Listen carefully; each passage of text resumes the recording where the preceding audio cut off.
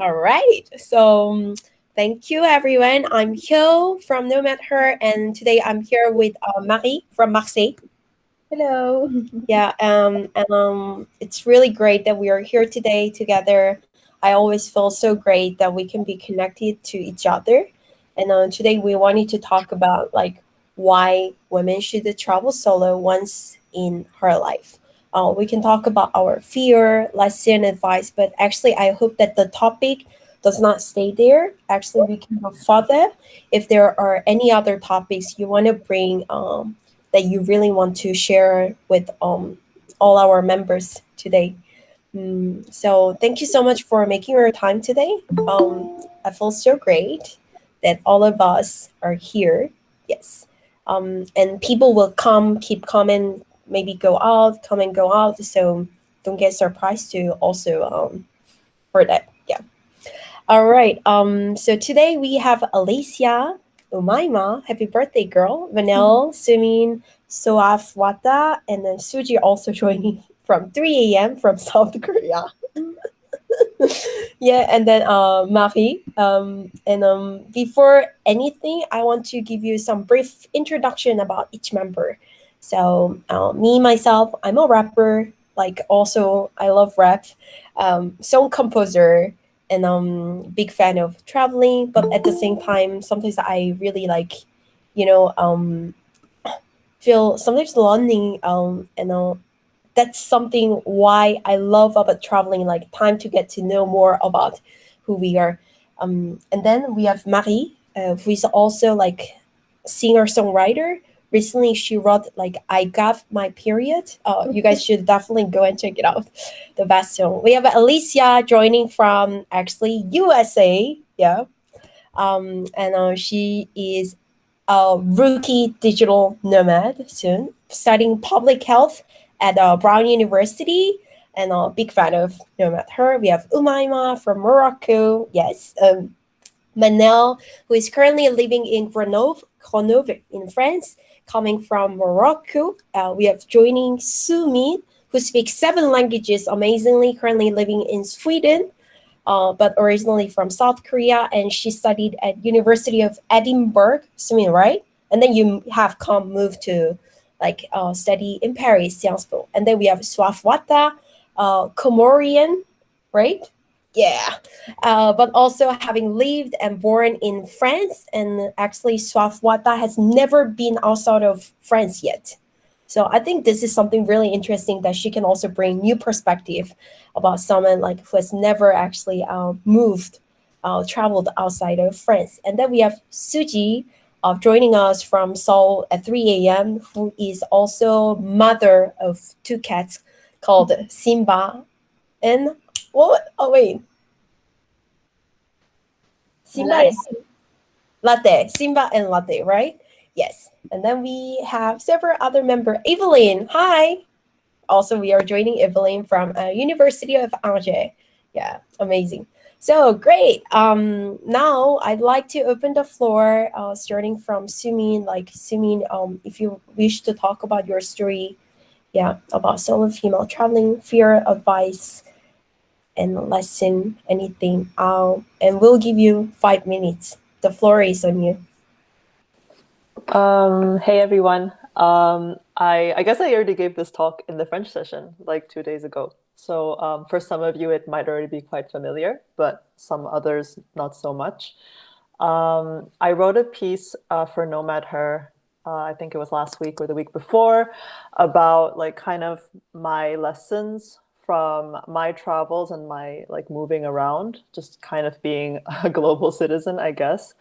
I still haven't done my actual solo trip. And basically, I was thinking the whole time, like, why is it that I still haven't done my solo trip? And I realized that the answer to that wasn't at all like, fear, because I'm not scared of traveling. I'm not scared. I'm just not someone who scares very easily. So it wasn't fear that was holding me back. It was actually financial reasons, but also, responsibility and commitment that I had to my family. And that's kind of what I wanted to discuss today, because I think that there's something that's really beautiful about travel where you learn things, you meet all kinds of cool people. But it is also, in a way, like anything in life, unfortunately, it's something that can make you feel extremely small and make you feel like others look really big, if that makes any sense. Like you see people upload these great travel pictures and, people telling you like, I've been to like, I don't know, 5 million countries. And you're just like, wow, like I still haven't even, like left.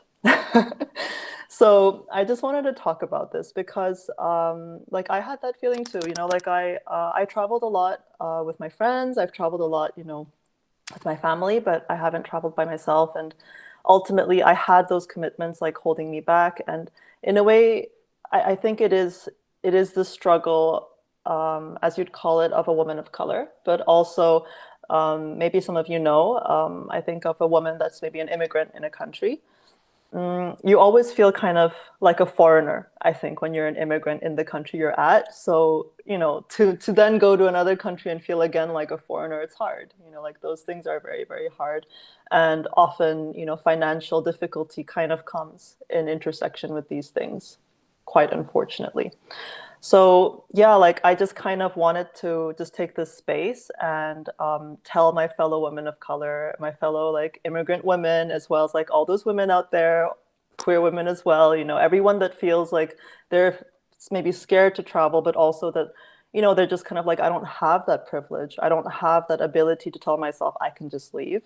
That there's nothing wrong with that. Absolutely. Maybe some point in your life, you'll have the opportunity to throw yourself out there and maybe you'll be able to have that moment, but just don't push yourself into it and don't tell yourself that you're somehow lagging behind because you're not having these experiences. You have experiences in you, I think, as a woman, as an immigrant woman, as a woman that's like a woman of color.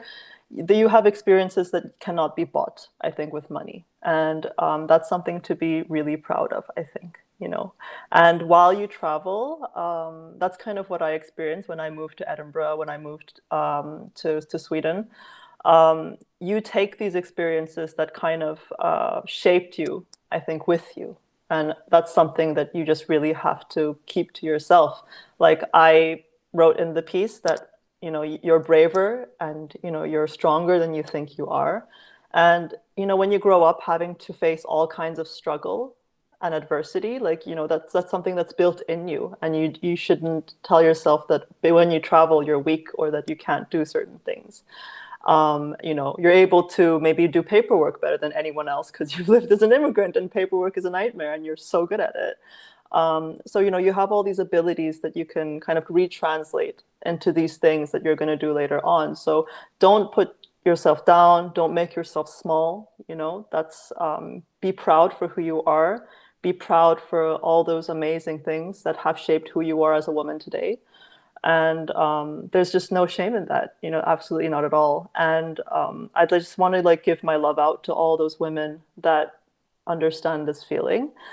Yeah, and like I also like mentioned like in the French session, but I think that it's also important to remember at the same time, like there's this quote that I gave last time by he's like a comedian in America called Hassan Minaj. I don't know if some of you know Hassan Minaj, but he does like the Patriot Act and stuff like that on Netflix. I don't know if you've seen him, but his parents have an immigrant background as well, and he actually said that his parents came to America to survive. But that he doesn't want to survive anymore. He wants to live. He's not there anymore to live that kind of struggling life of surviving and looking around and making sure that you're doing the thing the right way that you should. You should be living your life. And I feel that way about myself as well. Like I've been surviving for so long, and now it's my time to just live. And I would like to tell, my fellow women out there, especially my fellow women of color, that, yeah, like it's your moment to live, and your life is in your hands. And you should at not any moment feel like you're smaller than other women or other people just in general, because that's who you are. Yeah. Thank you, Celine. Want to say something? No, I mean, well, thank you so much. Actually, though one of the reasons, like, I really hoped also Mari to join this conversation today was because we were walking around the street yesterday we found out that there was one man who was sort of threatening to, we don't know whether it's girlfriend or it's his friend or whatever, but he was literally saying like, I'm going to burn your house, I'm going to burn your family. And then Marie wanted to actually get the courage, talk to, like, protect this girl. And then this guy started looking, staring her directly. And Marie told me suddenly her courage went away. And then she couldn't do that. And since then, she didn't say anything to me. I didn't know why, because I couldn't understand French. He was using a lot of like French slang, so I couldn't understand what he was saying. And then like later, she told me like, "Yo, I feel so like, how do you say, like powerless?" Because for me, like courage is the most important value in my life. And then Mary's kind of felt like she wasn't courageous at the time, and then she was like, I don't know what to do at this moment, at this situation. Yeah, and then she said like that's why we need like sort of kind of community like NomadHer, because not many people understand what it feels like to be a woman going through so many situations like this. Yeah, I don't know if like you saw my comment, Marie, on your post. But I don't think that as a woman you should feel ashamed or like I don't know, like I don't think you should put yourself in question that you didn't act upon it, because you have to keep yourself safe. And yes, it's horrible that these things happen. The problem is not that you didn't act. The problem is this man is just a horrible man, and you know he should go to hell. Honestly, like it's not your problem; it's his problem. That's just true. So you shouldn't blame yourself for not acting on it. And I think that, you know, like there's always like a way I think that you can react to these things. Like I wrote in the comments, like, I mean, actually those tips were from, so I used to like do a bit of like, you know, a bit of like community stuff for like the queer community. So we have these like tips, I guess, like street safety tips, as you'd call it, because, you know, a lot of queer women face like similar issues. So like, you know, the best tip that I had from them was that, you know, when you see these things happen, you just don't engage with the man who's being aggressive. Don't tell him like, oh, why are you acting this way? Like, don't talk to him, completely ignore him and approach the girl and talk to her. But like, you know, not in ways like, are you okay? Are you safe? Like more like, you know, just look at her and just be like, hi, how was work today? Like, you know, just pretend that you're friends or something. Maybe you're not even friends clearly, but you don't give two shits. Like you're just like steering the conversation and completely ignoring this man so that this man feels really small. Because often these men, like they want the attention. They want you to react a certain way, whether it's negative or positive. They don't care if it's negative or positive. So if you ignore him, I think often that's like always the best way, and like help this woman to ignore him with you, if that makes any sense. I mean, obviously, if you're feeling completely like this was an overly aggressive situation where you couldn't deal with it, then don't, you know, your safety is the priority. Like, of course, you know, don't engage and maybe call the cops behind or something, you know, when you're like in a safe place. But I think for me, that's like the best tip. Or even like directly asking people in the train. Like I used to do that too. I would approach other women in the train. I'd be like, hey, can you come with me? And then I would get like 5 women with me. And then I'd have a group of 5 women. And then we'd go to like be with the other woman. So that then we're 6 women. And all of a sudden this guy's like, okay, there are too many of them. I can't do anything. So I think that's maybe like, it's my tip, but you know, everyone's different. So, yeah. Yeah. At this time, I thought that I should have told Yo, who was with me, but I know Yo, and I know that she's really like going into the thing, and I felt that this guy was so dangerous that I thought that if Yo starts to tell him all the truth and everything, it could be so dangerous for us also, even if there was people around. And it was the first time actually I was confronted to this kind of situation.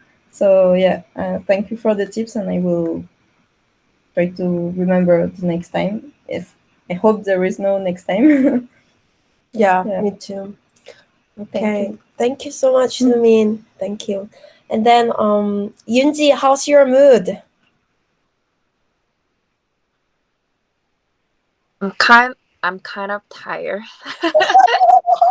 I was sleeping. I And assume. then I checked the alarm and then watch, and then oh my god, I have to wake up, and then I joined. So first of all, I want to say sorry for being late. Not at all, not at all. Actually, you know what? I already told all people, but if you want, you can lie down and just like, yeah, it's okay. Like the most important thing is you feel comfortable. This Uh-huh. is not business meeting something, you know? So if you wish, you can just lie down and put your pillow there. Uh, Everyone is fine with it. Yeah. Mm. Thank you for making me comfort. And do you want some water? Do you want to go and grab some water maybe or? Yeah, so I was like, okay, yeah, it's total. I'm totally okay right now. Okay, cool. Uh-huh. Yeah, so actually, thank you so much for joining at 3 a.m. from Busan, the beautiful my hometown. If you Uh-huh. guys haven't been there, it's the must place to go, better than Seoul. I'm very prejudiced. Yeah. Anyway, so thank you, Yunji, and the floor is on you. If you can share one of your like tips, fear, or lesson for solo Um, traveler. my lesson from traveling alone. So actually, I don't have much experience to travel alone. So, but it's my personal experience I want to share. Actually, I traveled to Japan in uh 2017 and 2018 to help my mentor. My mentor is a powerful woman from USA, and she was getting through, divorce process due to her, you know, just family issue. So I wanted to, but her job as diplomat. So I wanted to her to set up her life and at new place. So I wanted to help. So she asked me help, and I went to Japan, and I just lived my life in Japan for about, you know, just summer season. So in 2 years in a row. So one day, just one neighbor at just suggest me to travel alone to Kamakura, which is Japan's a beautiful, peaceful I think traveling spot.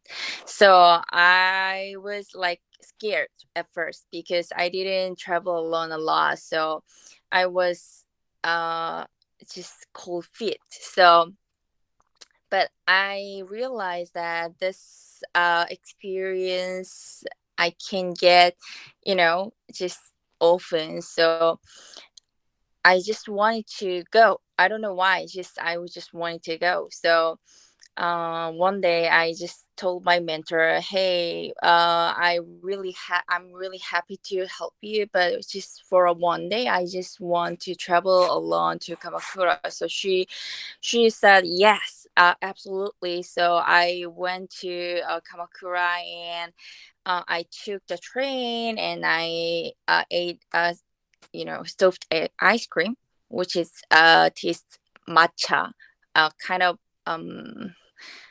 I don't know how to say this. Not really sweet, but yeah, I really enjoyed, and I walked and walked, from temple to temple. So I just enjoyed the beautiful, green scenery.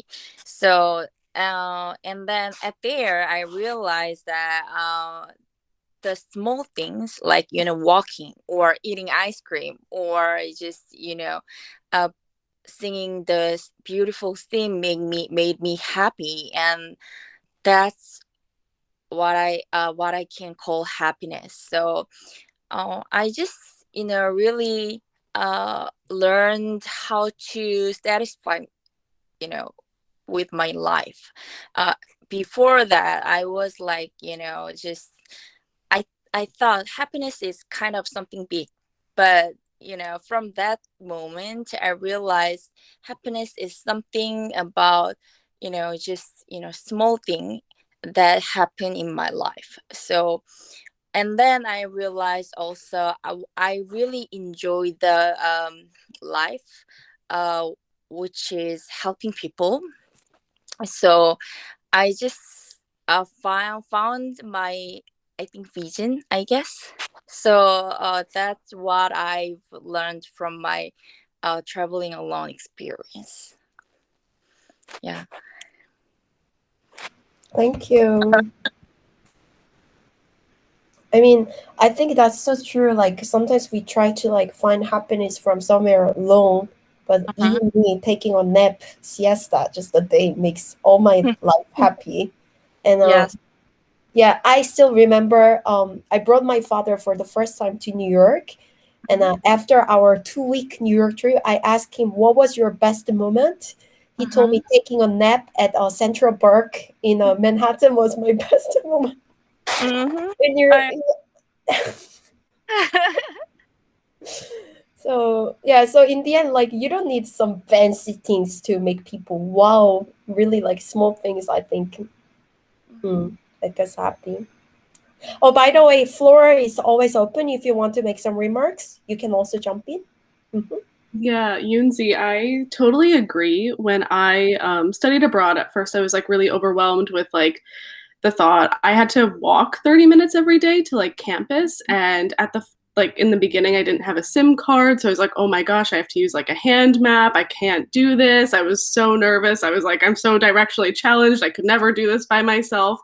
But with time, the walk honestly became like one of my favorite parts of the day. Like I really looked forward to it. I like enjoyed like the peacefulness of it, just like admiring like the different landscapes and the architecture and just kind of watching like the locals like do their like daily routines. Like that became like such a huge part of my day that I like looked forward to. But in the beginning I was like, I can't do this. This is so overwhelming.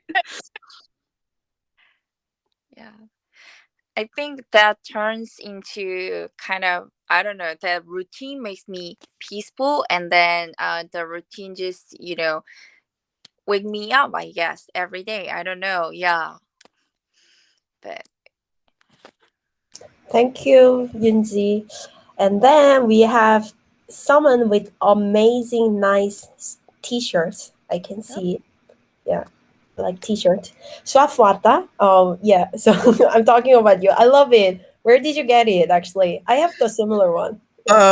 This one, actually, it's a dress Oh, from the market next to my house. okay. Yeah, so I don't know where you can find it, but yeah. Yeah, and maybe the floor is on you, so you can talk about your experience. Okay, so my name is Sobata, and like you said during the presentation of the panelist, I never traveled outside of France in my life. Solo travel, I'm talking about, and I have a lot of fears doing it. I wish to do one some days, maybe after my study, because I want to go to Taiwan and study Chinese, etc. So I wish to go there, but I'm still scared to do it.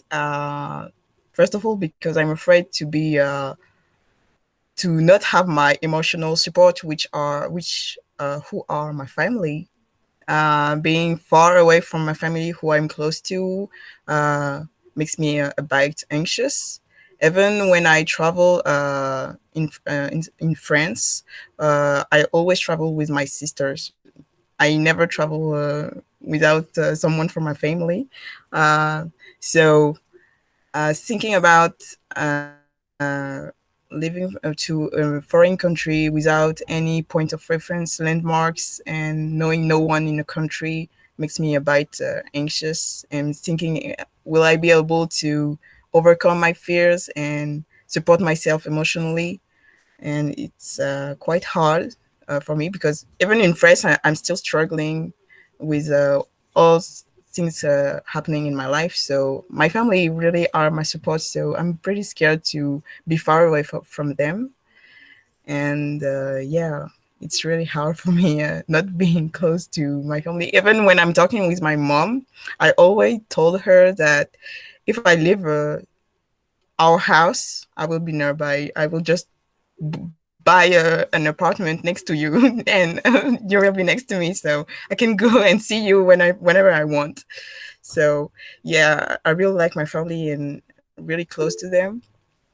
And my second fear about solo trips is racism, because I never experienced racism in France, and I have some friends who did solo trips and told told me about what happened to them, being black and a woman. Was really hard for them. People touching them without their permission, for example, or following them on the streets. How do you say it? Jusqu'à, comment dire? Hmm? Until they reach their apartment, you know. They, Wow. yeah. Yeah, they were followed all the way from the train to their house. So they were really scared, and they had good experience too. Uh, they were able to grow as a person, because facing this bad experience makes me them stronger and help them becoming strong woman and being able to face this situation. And I really want to have this kind of experience, but at the same time I don't want to face racism, because I never faced racism in France, and I'm scared to not being able to um, confront people who are racist to me. So this is why I'm scared to do solo trips. So yeah, that's it. Yeah, I have finished. Yeah, I think Evelyn wants to Oh yeah. say something. Oh, by the way, everyone can speak. Huh? Yeah, feel free. Oh, okay. No, I had a comment because I just put that I've had some Black American friends, women, who said that they experienced something very similar in China. It does happen. Even in Turkey, I've had friends that have gotten groped on like on the public transit. And unfortunately, because they don't see Black people very often, so it's more like they're just not used to seeing those, like, you know, just a diverse amount of people, I guess. But I will say, like, two of my friends though did say that like it didn't, they thought really it came from a place of curiosity. So it sucks that you know some people that have experienced it where like they've actually kind of been stalked. That's not okay, and that sucks. But at least I know, you know, friends that have traveled like at least throughout a couple different countries in Asia, that it was more just like they wanted to take a picture with them, and like because you know, some people gave them their babies because they just found it so, I guess, fascinating in a way, you know. And so it's like I felt like in some circumstances they said it was more just about curiosity than it was about prejudice. But of course the prejudice, yes, it is still there. So I feel for you, because that's something that obviously I've never experienced, and it's like but that's why I think it's great that you have this community, because at least like you can have somebody from the area that you could even message beforehand, ask about certain areas, you know what I mean? Like maybe areas that are better for like tourists, and maybe areas that are a bit more like where there's more like international people around too, you know, so maybe then you wouldn't get like, I don't know, wouldn't experience some of that, I suppose. But yeah, it interests me what you're talking about, that fear. Yeah. Yeah, Sumin, sure. Oh, by the way, we have raise your hand function too. New function, so you can use that. Yeah. Sumin, go ahead. Yeah, I actually really understand that fear of yours. It happens to me really often to be racially attacked, because I have tattoos. I have a full sleeve of tattoos, and people think that I'm very easy because I have tattoos, and it's unusual to see an Asian woman with a full sleeve of tattoos. That doesn't look like normal, quote unquote. So it's happened to me a lot that men have followed me all the way home. I've even had like people like scream at me, telling me to go back home to my country, and literally chase me in the street, throwing shit at me, telling me to tell me that I'm dirty and that I should have never come here in the first place. So I totally understand that fear, and I don't think it's a fear that should be rationalized, because it's not a rational thing to happen anyways. So I don't think that people should feel like, like, oh, maybe this is just a story. No, it's real, I think that the best way to avoid this kind of scenario is to find your little pocket, your little like community. So like, just like Evelyn mentioned, you could, find your international community, but you can also find refuge in communities of people that also themselves are marginalized or different. So, when I used to travel with my friends, so I'm queer, so I would go to a queer bar with my friends where I know that I have my queer community there. And so it would be queer people in a different country, but it's their country. So, they would like introduce me to the country locally, but then I would still feel somehow safe because they're people that I feel like I somehow share something with. I mentioned this in the last talk, but I used to, even in Edinburgh, I had no money for a while because I was a really poor student. I used to go to the mosque and just get a hot meal from the people at the mosque because they make really good food. And you can make bridges with people like that, even though they're not technically your community directly, because they understand what it feels like to be marginalized and what it feels like to be left out. So I think that it's always good to look for a type of community. It doesn't have to be your own. Maybe sometimes you want it to be your own, but if you look for these spaces where people, get together to feel safe, then I think that it would be a great way to really make your travels feel a lot safer for you, you know.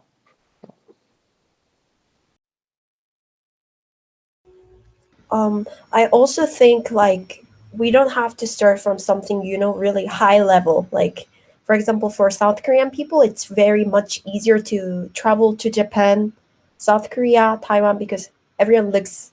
I don't want to say everyone looks the same, but let's say like people will not notice at least I'm Korean, right? Like unless I start to speak. So maybe I think that's another way that we can start first, like Swafwata, you say like you're from Komori, right?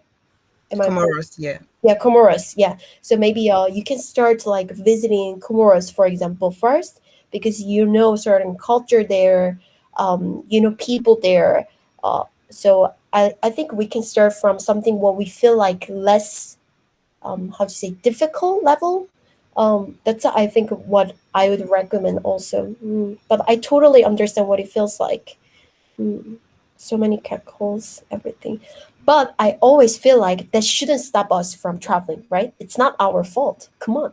That's what I'm thinking. Yeah, it's their problem. It's not us, our problem.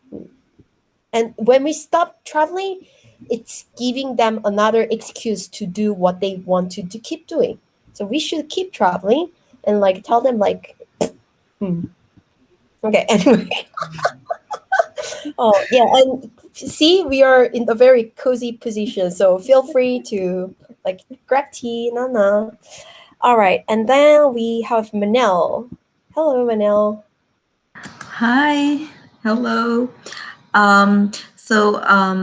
Last time I shared with you in the French session what I learned from solo traveling, but then I was thinking about today and I was like, you know what? I'm not gonna make a script. I'm not gonna do anything. I'm just gonna talk about my experience and everything. Just be chilled about it. So the first time I kind of traveled outside of my bubble a bit because I wasn't really alone. My mom was with me. We went to Turkey in, when was it? 2019, 2018? Yeah, I think it was 3 years ago. 3 years ago, yes. And it was our first travel alone without our parents. I was here in Europe and I just contacted her and I was like, you know what? Let's go to Turkey. And she was like, yeah, let's do it.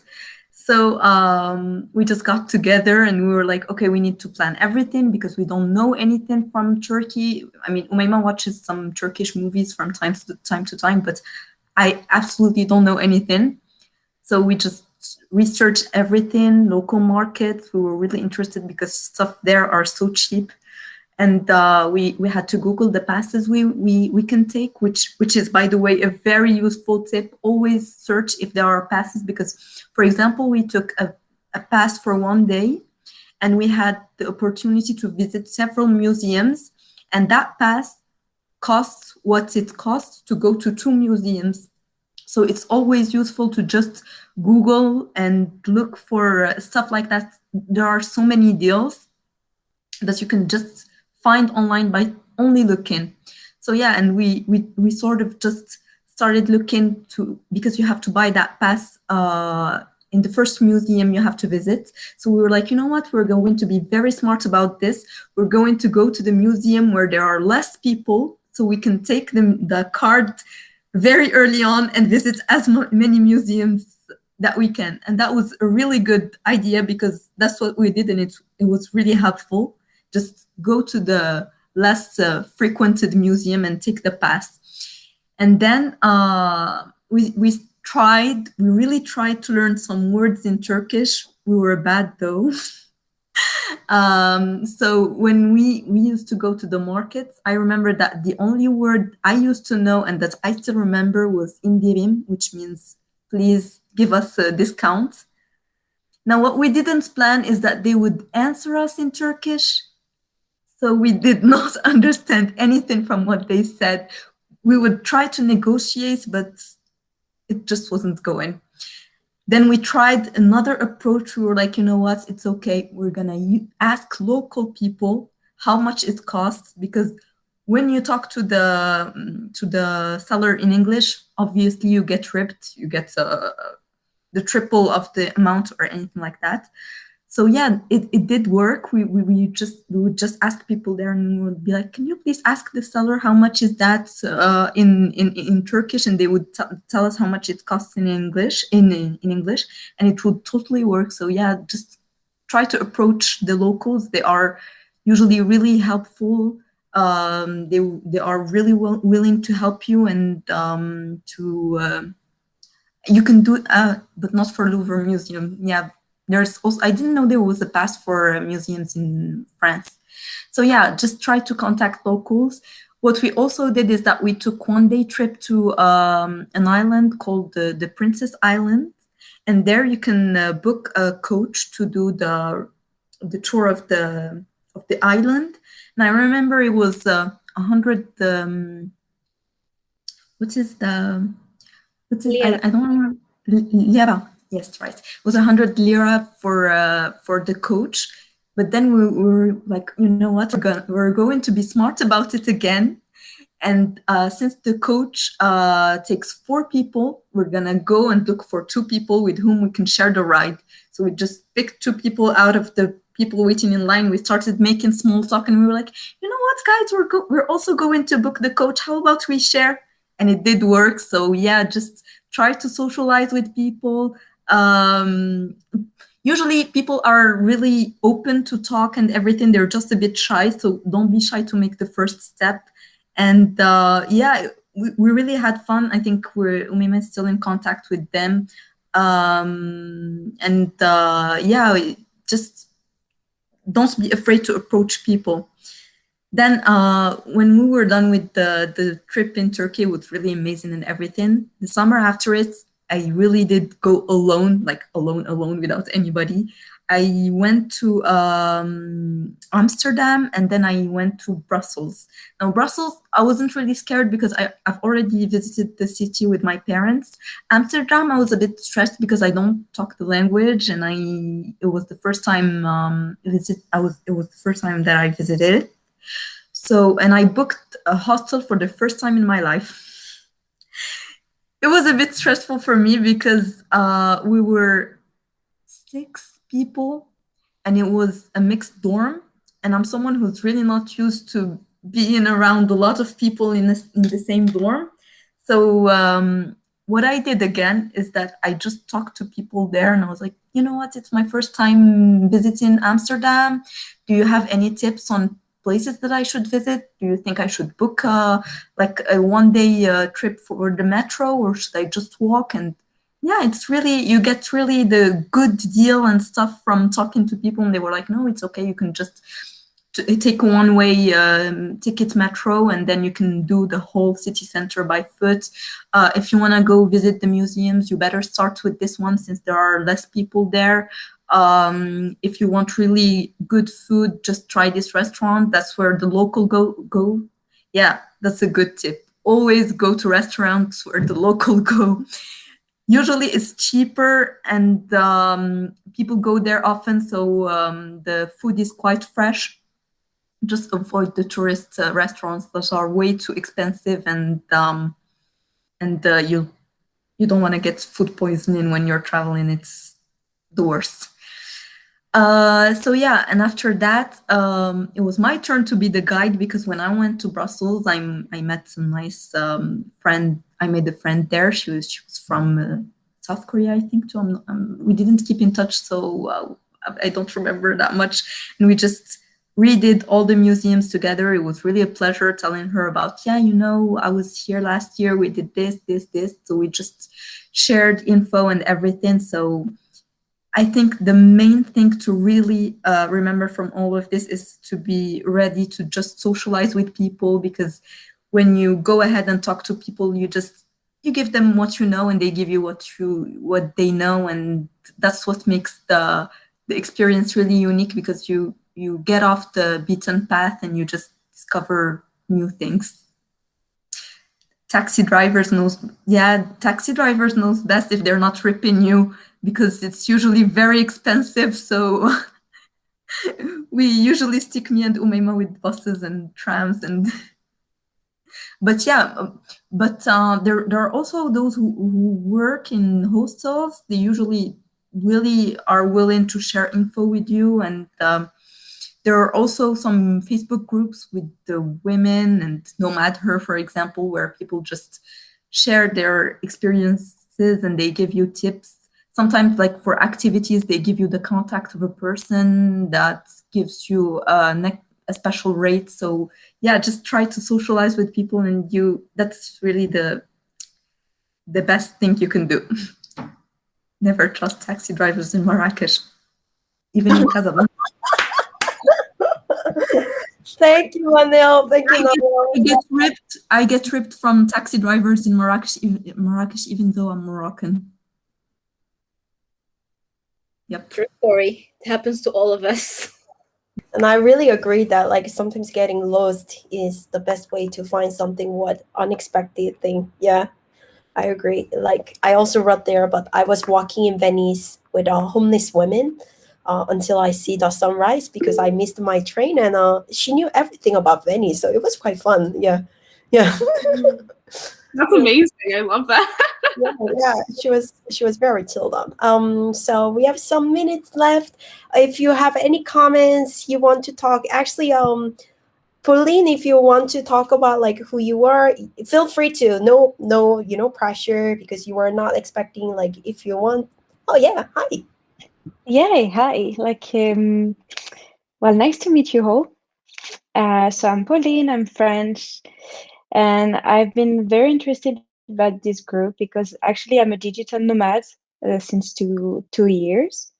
I don't know if you heard about this, what digital nomad is, but basically it's like I'm traveling and working in the same time. So I have been doing it for 2 years now, but I'm traveling with my boyfriends or with friends all the time. And I think I decided that it's time for me to try traveling alone.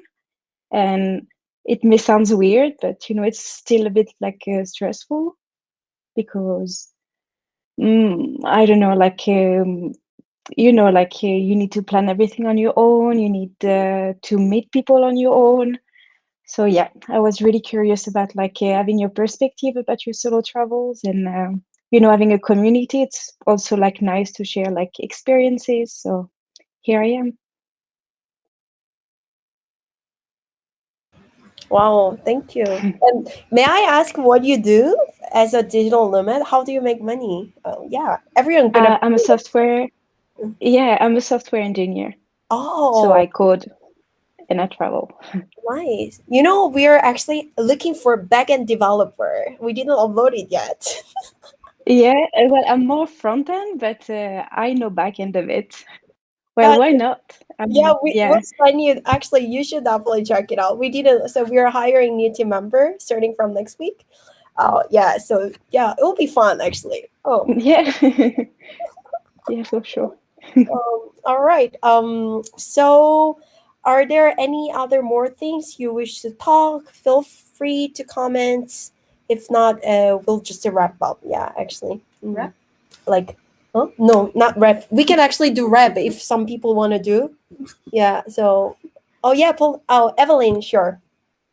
Yeah, I just have a question. So I think I saw that you guys you're trying to on the app like develop a part of the app where people kind of are able to talk about like the cities, and so every time that we would go to another country we can like click on a city and it would give kind of like general information. So is it just like going to be like city by city, or is it, you know what I mean? Like I just was curious like how you're going to have it organized on the app. Yeah, sure. I mean, we have some minutes. If everyone wants, we can show you actually, and you guys can give us some opinion about it. Actually, we love it. We'd love to get opinion. So, yeah. Here is what. Ooh, Siri. That was Siri. So, peek, sneak how the our team is working. Right now, what we're trying to do is tell me if you have some opinion. It's not the. Do you guys all see it?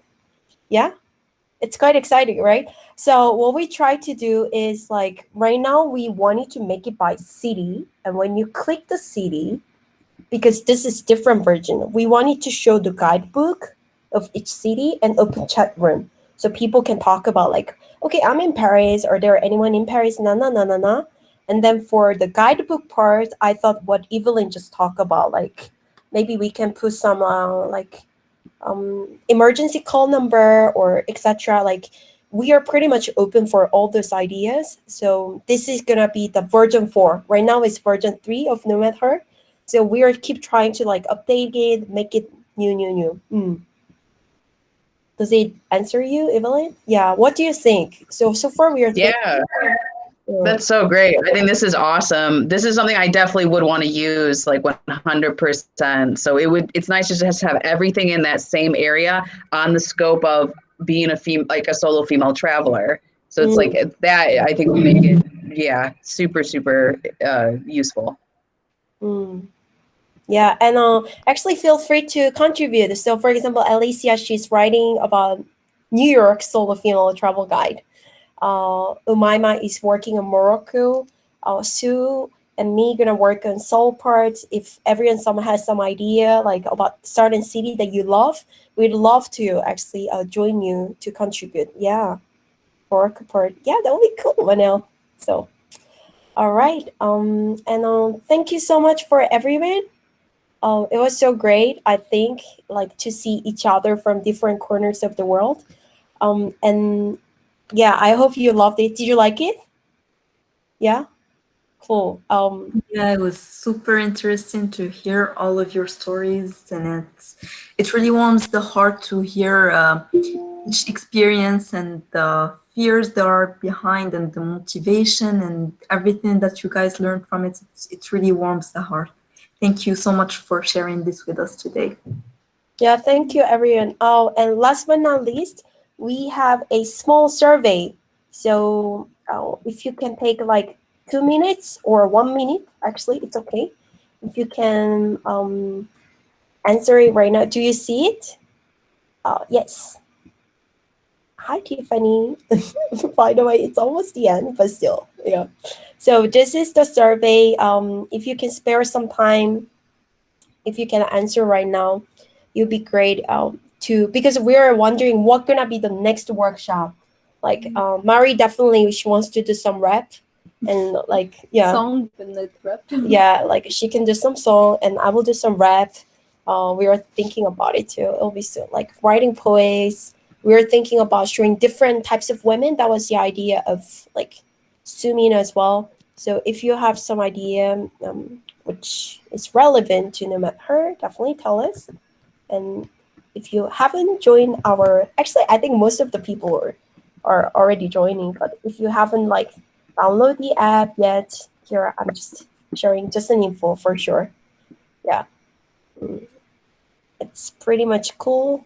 we have new member every single day. Yesterday, I think we had the first Turkish member so far. So far around like over 100 different nationalities joined. So it's good. All right. Hi, Tiffany. I think you turned on the mic. Hello. This is so sudden.